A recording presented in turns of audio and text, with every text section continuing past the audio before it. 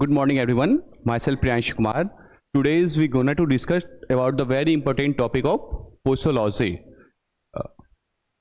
in which we study about definition, factors affecting posology और pediatric dose calculation. ठीक है? Posology जो word है, the word posology is derived from the Greek word pos, that means how much, and logos means science. Posology जो है वो दो Greek word से मिलकर बना है. कौन कौन सा? एक पोसोस जिसका मीन्स क्या होता है? How much, quantity. ठीक है. और लोजोस मीन्स साइंस. ठीक है. डोज क्या होता है? It is the quantitative amount administered to taken by a patient for the intended therapeutic effect.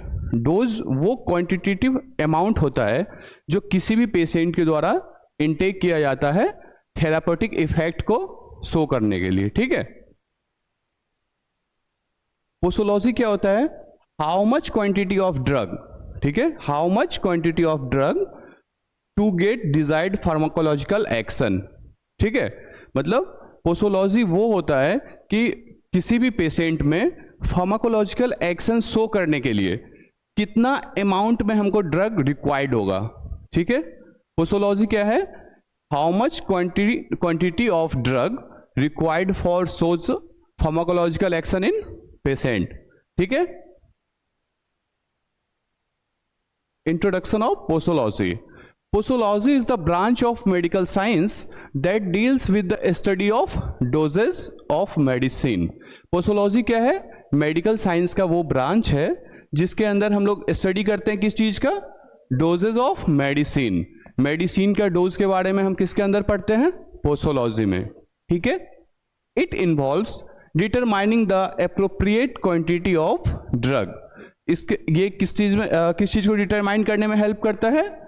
Appropriate quantity of drug.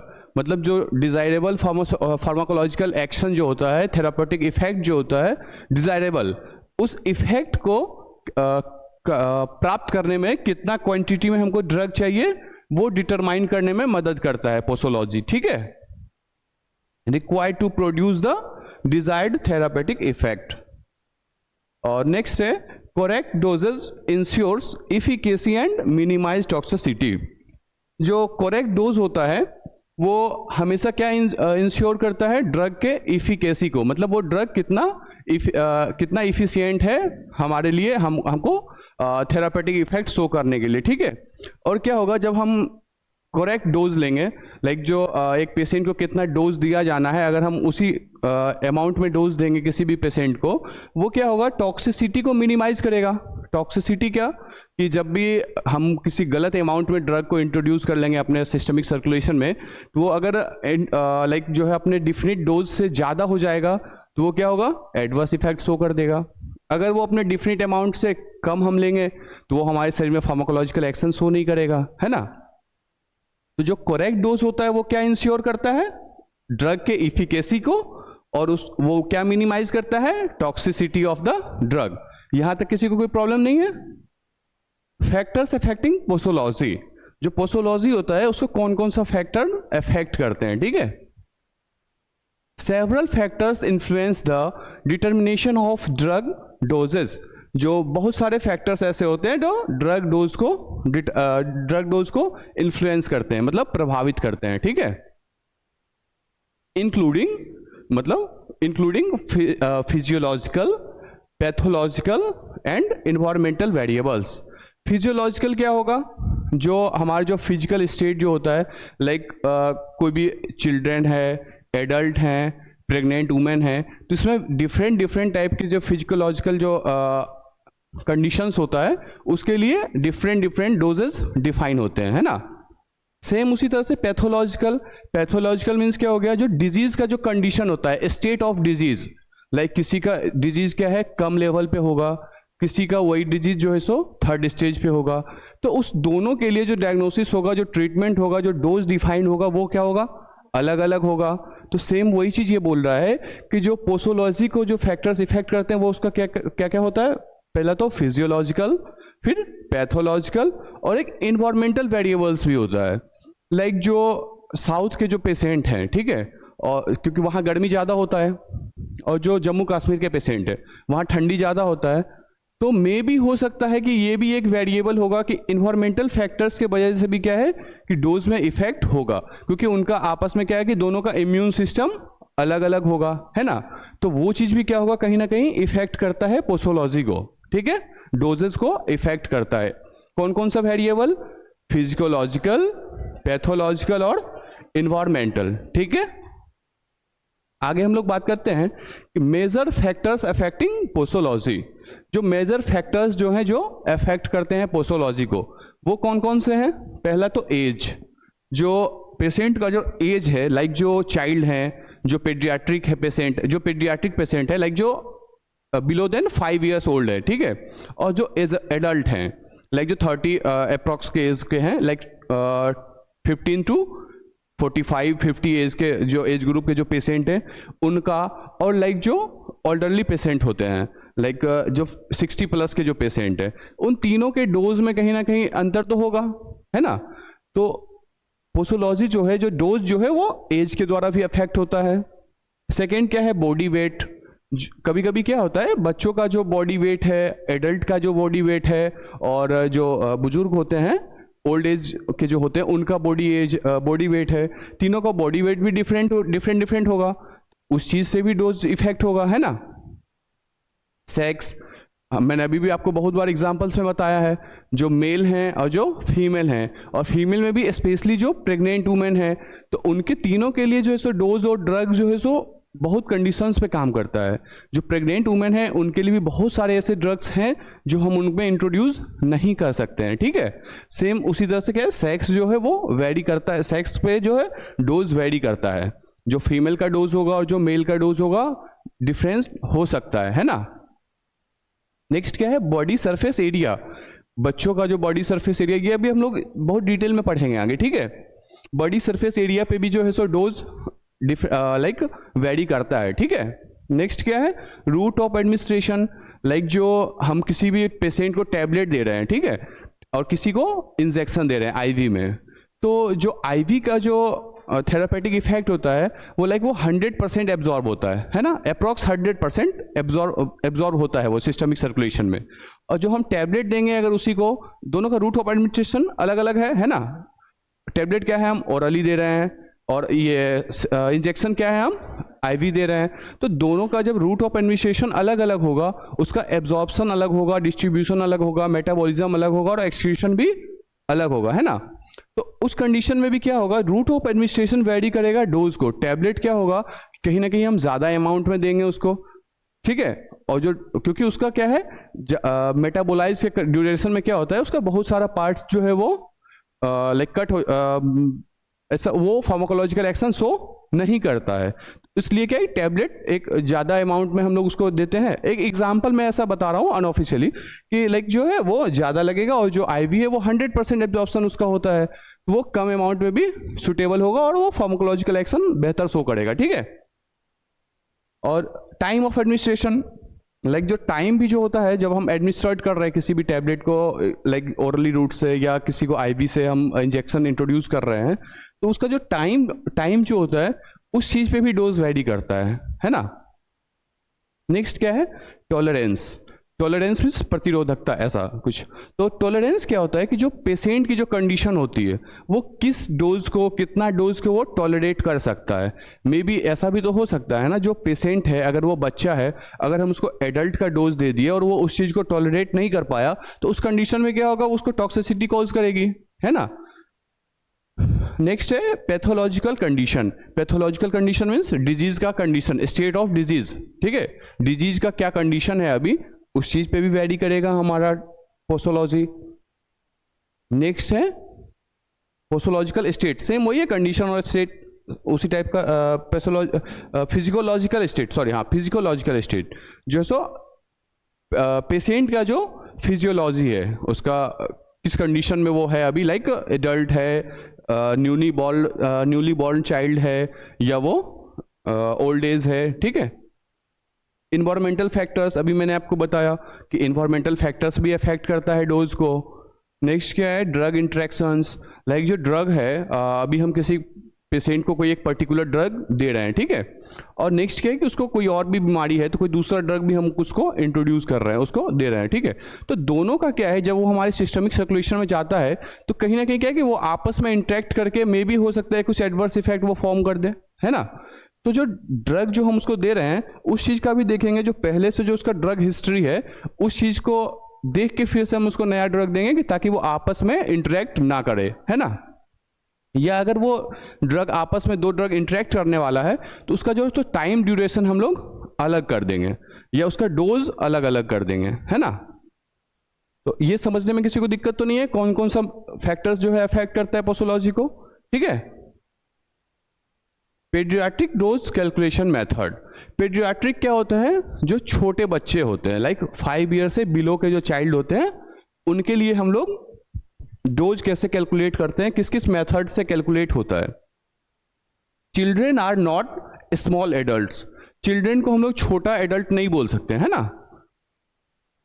There dosages needs to be adjusted based on various formulas, उनका जो dose होता है, जो children का जो dose होता है वो कैसे एडजस्ट किया जाएगा, adjusted based on various formulas, उसके बहुत सारे फार्मूलाज होते हैं। जो चिल्ड्रेन के जो डोज को हम लोग जो इंट्रोड्यूस करेंगे जो डोज, उसको एडजस्ट करने के लिए बहुत सारे फार्मूलाज होते हैं जो इंश्योर करते हैं, क्या इंश्योर करते हैं, formulas to ensure safety efficacy, drug का सेफ्टी और इफिकेसी को इंश्योर करने के लिए हम लोग क्या है बच्चों में बहुत उसको एडजस्ट करने के लिए हम लोग बहुत सारे फार्मूलाज लगाते हैं। तो वो फार्मूलाज कौन कौन से हैं, किस बेस्ड पे हैं। पहला है एज बेस्ड कैलकुलेशन, कि बच्चों का एज के ऊपर हम लोग कैलकुलेट करके उनका डोज डिफाइन करेंगे। सेकेंड कौन सा है, वेट बेस्ड कैलकुलेशन, कि बच्चों का वेट कितना है उसके बेस्ड पे हम लोग उनका कैलकुलेशन करेंगे, उनका डोज डिफाइन करेंगे। तीसरा कौन सा है, body surface area BSA based calculation, कि बच्चों का जो है सो बॉडी सरफेस एरिया कैसा है, कितना है, उस चीज पे भी जो है सो हमारा डोज डिफाइन होगा, कैलकुलेट होगा, ठीक है। इसमें कोई प्रॉब्लम, ये 3 मेथड समझ गए आप कौन कौन से मेथड्स यूज होंगे, ठीक है। पहला एज बेस्ड कैलकुलेशन, दूसरा वेट बेस्ड कैलकुलेशन और तीसरा body surface area based calculation, ठीक है। तो इसमें से पहला पे हम बात करेंगे age based calculation. Age based calculation में आप इतना तो समझ रहे हैं ना कि उस बच्चे के एज के ऊपर डिपेंड करेगा उनका डोज, ठीक है। तो एज बेस्ड कैलकुलेशन में 2 रूल है मेनली, पहला है यंग्स रूल और दूसरा है डेलिंग्स रूल, ठीक है। यंग्स रूल जो है वो क्या कहता है कि चाइल्ड का जो डोज होगा, जो एक स्मॉल चाइल्ड का जो डोज होगा वो किस चीज पे डिपेंड करेगा, child dose is equal to age, मतलब चाइल्ड का एज बाय चाइल्ड का एज प्लस 12, ठीक है, इनटू एडल्ट का डोज। समझने में कोई दिक्कत, चाइल्ड का according to Young's rule, according to Young's rule, the child dose is equal to age of child by age of child plus 12 into adult dose, ठीक है। ये कौन सा रूल है, यंग्स रूल, ओके। नेक्स्ट कौन सा है rule, Dilling's rule. Dilling's rule के अकॉर्डिंग क्या है, डिलिंग्स रूल के according child dose is equal to age by 20 into adult dose.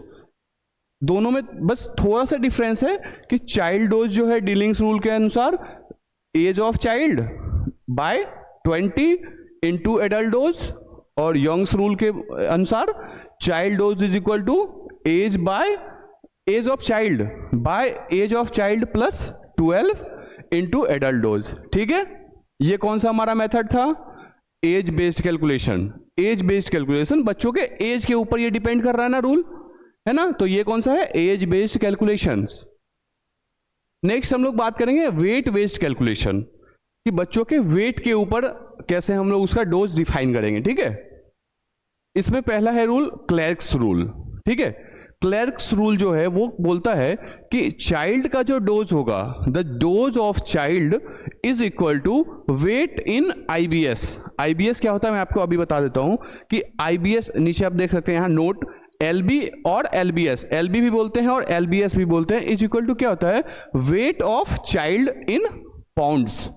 Pounds जो होता है ना, हम लोग केक की दुकान पे जब जाते हैं, बेकरी के दुकानों पे, तो हम उनको बोलते हैं ना 1 पाउंड 2 पाउंड 3 पाउंड का केक चाहिए मुझे, तो वो पाउंड जो है वो भी एक वेट का यूनिट होता है, ठीक है। ज़्यादातर वो ब्रिटिश में यूके में यूज होता है वो, ठीक है। जो एलबी क्या है, आप पहले ये समझ लो, एलबी क्या है या एलबी या एलबीएस क्या है, वेट इन पाउंड, ठीक है। और एलबी या एलबीएस को क्या बोलते हैं हम लोग, लिब्रा, ठीक है। एलबी या एलबीएस क्या होता है, लिब्रा। और एलबी एलबीएस कैसे निकालते हैं हम लोग, वेट इन पाउंड। किसका वेट, जो हमारा चाइल्ड है जिसको डोज देना है, ठीक है, उसका वेट निकालेंगे हम लोग पहले पाउंड में, बच्चे का वेट निकालेंगे किसमें, पाउंड में, और उसको क्या बोलते हैं, एलबीएस को लिब्रा।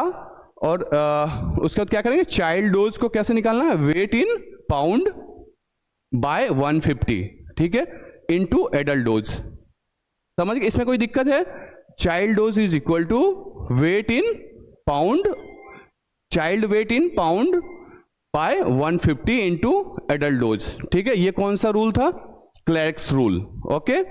नेक्स्ट है मोर प्रीसियस और फॉर पीडियाट्रिक पेशेंट, लाइक जो वेट में वेट बेस्ड कैलकुलेशन जो होता है ना, वो एज बेस्ड कैलकुलेशन से ज़्यादा यूजफुल होता है, ज़्यादा जो है सो वो प्रिसाइज होता है, मतलब जो है ये ज़्यादा एग्जैक्टली काम करता है, ठीक है। जो हम लोग जो अभी एज बेस्ड जो कैलकुलेशन निकालते हैं ना डोज के लिए, उससे ज़्यादा बेटर तरीका है हमारा वेट बेस्ड कैलकुलेशन, ठीक है। More precise for paediatric patient compare to age based method, ठीक है। इसको कोई दिक्कत तो समझने में नहीं है।